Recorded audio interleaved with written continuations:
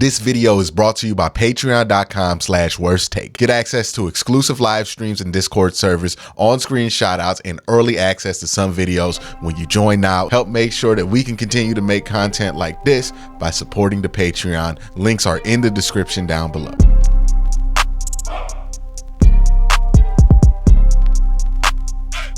So when you do sports talk every day like I do, everything you said, good or bad, gets recorded and is public record, right? So my good day. Okay, so when you do sports talk every day like I do, everything you said, good or bad, gets recorded and is public record, right? So my good days are public record. My bad days are public record. It's just a territory that comes with what I do for a living. That being said, sometimes I come in here, I step into the metaphorical booth, I spit something for y'all, and it's ether. It's cold. It's an instant classic. We got catchphrases going on, new things to put in chat, all kind of stuff. And then sometimes I come in here and I drop a big day. You know what I mean? Like a big old big day. And if you don't know what I'm talking about just a dud, a bad take, a doozy. So what I wanted to do today, or at least what I thought would be interesting to do today, was to look at a couple of my takes. And I don't know if this is going to be one video or two because I don't want this to get too long. But I want to look at some of my more infamous bad takes that are out there, right? I don't like to hide from the times that I'm wrong. I think it's important to highlight when you're wrong and what went wrong in those processes. Or if you just caught some bad luck, man, because that just happens. Sometimes the process is right, but you just caught some bad luck, right? If you're 80% sure something's going to happen, there's 20% chance that what you don't want to happen happens and you look like an idiot, but you were 80% sure. You know, you just got hit with bad odds. So without further ado, let's look at one of my most infamous hot takes that did not go my way. It's a video called Kyler Murray is better than Lamar Jackson and nobody is talking about it. You know, there's a quarterback in the NFL that is doing really great things on the same level of some other quarterbacks who are getting applauded for doing really great things that nobody is noticing. This was definitely during the scripted era of this show.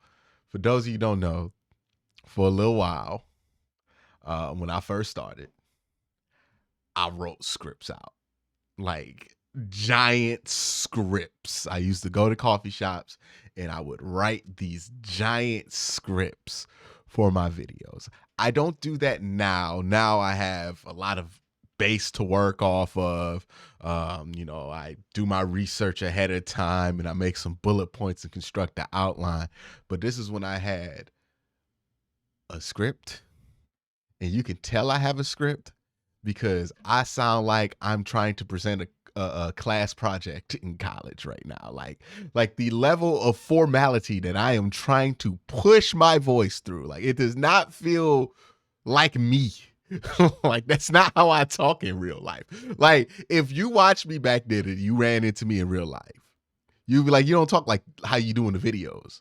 Now I talk like how I talk in real life on these videos, right? I'm comfortable enough to be able to do it. But back then I was writing scripts. I used to have like a palette this thick of just paper that was old scripts in there.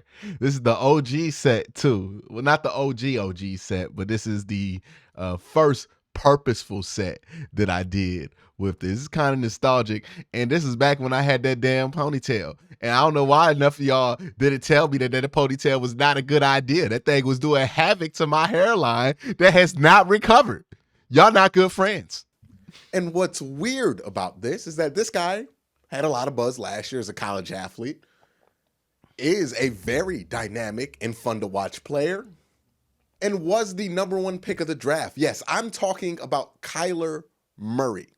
Kyler Murray, in a season where rookie quarterbacks and first-year guys or second-year. By the way, I want to give a shout out to the people you see on the Patreon scroll right here. Some of them people still on the scroll.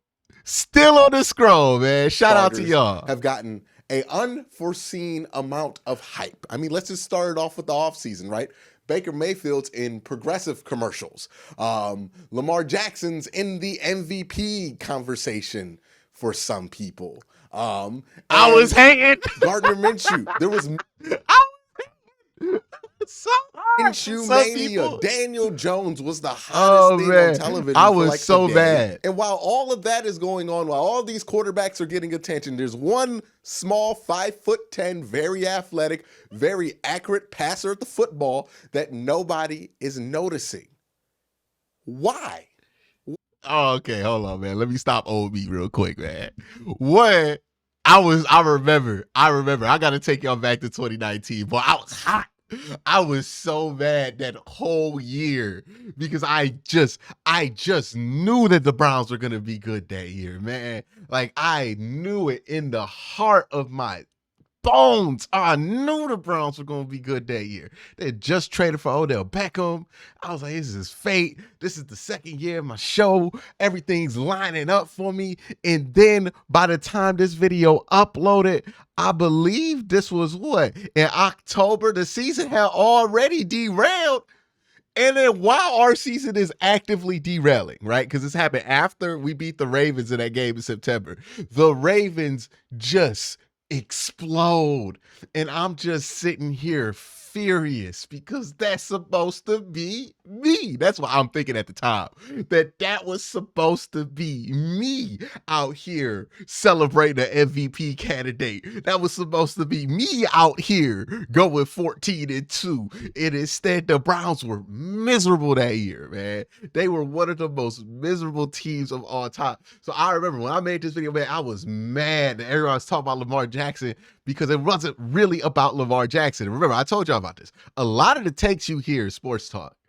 You got to be careful because a lot of the times it's not about the game. It's about the people who are making the takes because we kind of just externalize this stuff, right? And this was one example where I did that, where I was just so mad that the Browns weren't doing what they were supposed to, but then Lamar's doing it and Lamar's getting all this love and Baker not. And I'm just like, that's supposed to be me. So what did I do? I decided to hate. I was hating, dog.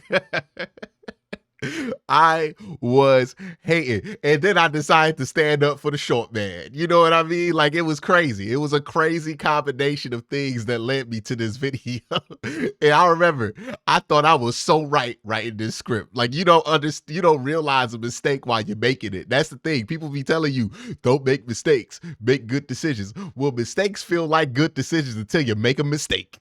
That's the problem with mistakes, right? Because I remember I was writing this script, man. I was in my bag. I thought I had dropped a bar. I thought this was gold. And then it turned out to be one of my worst ever. Oh, man.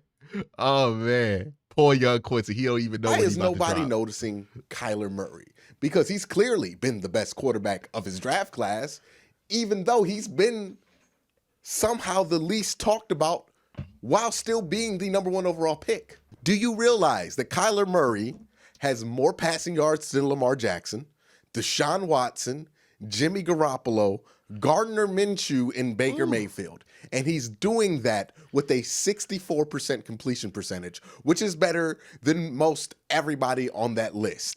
Dog, I brought up a 64% completion percentage. The hating was crazy.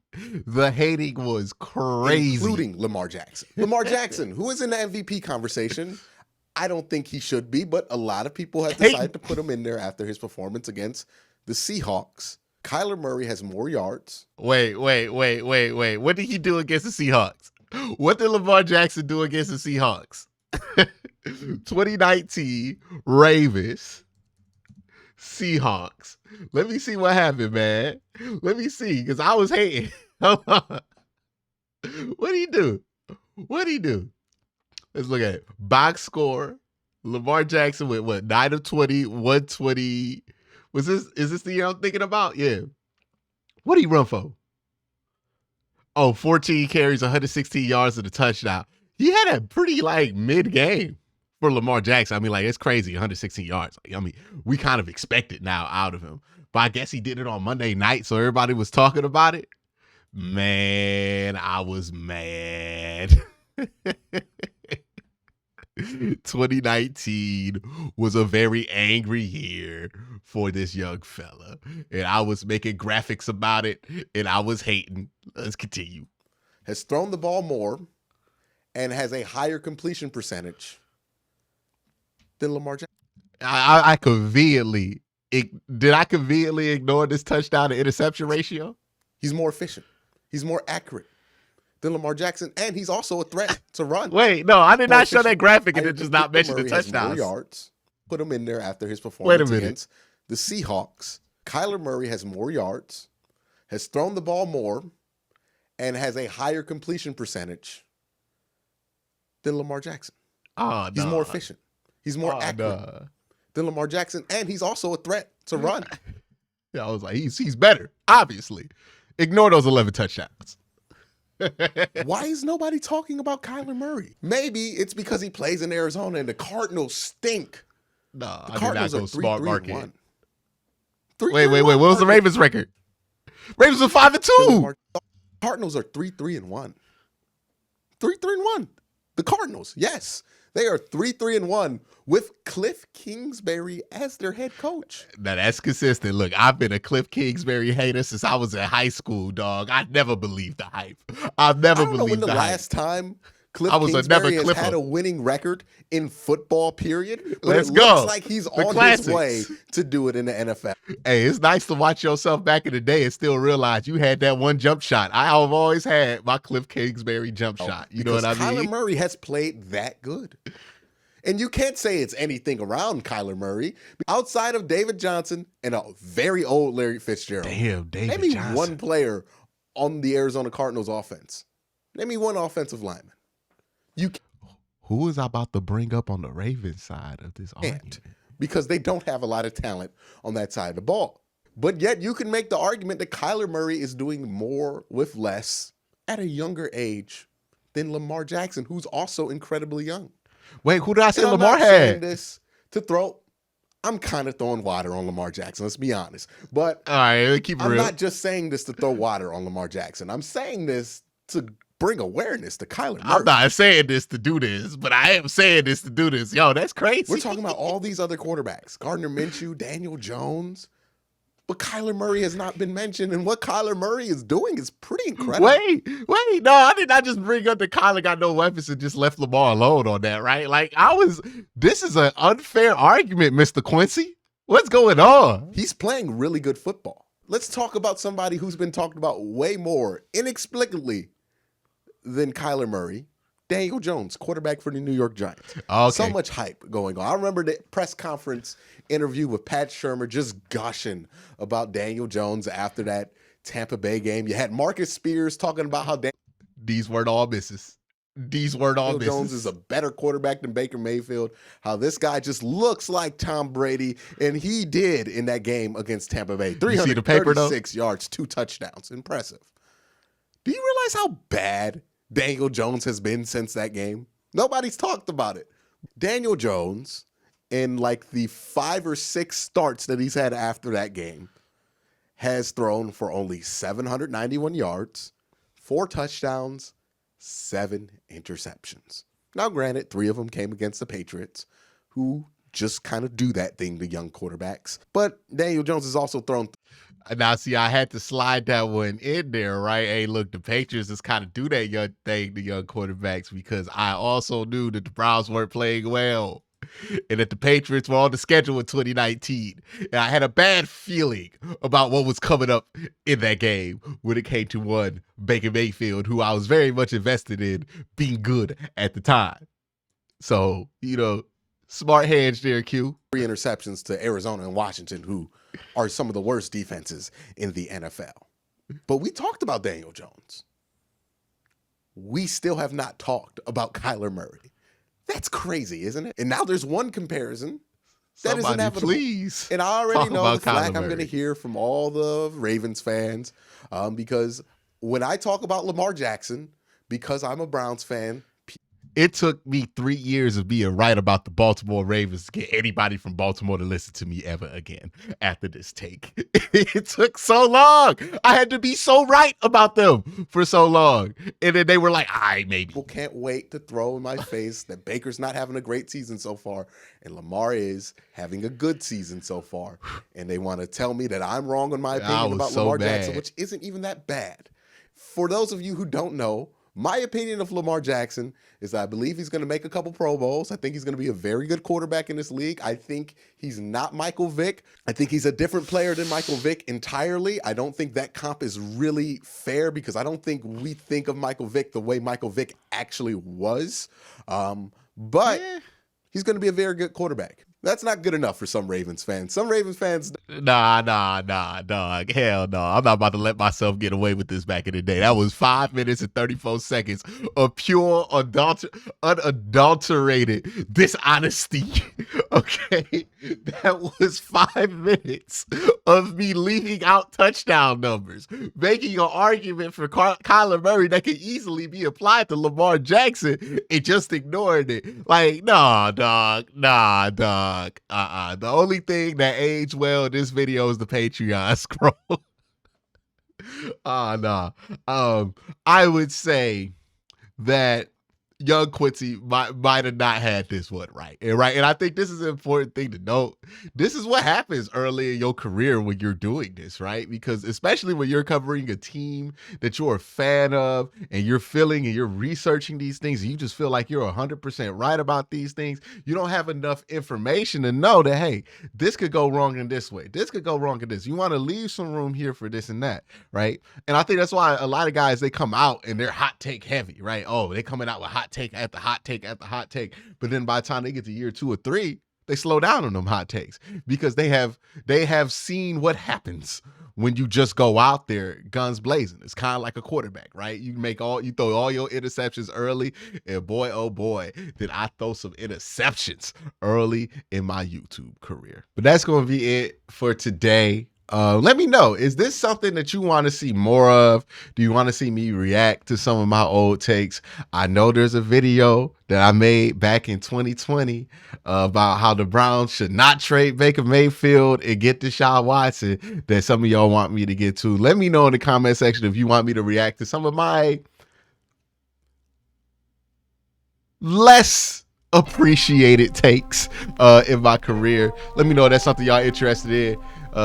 But thank y'all for watching. Have a great day. Have a good night.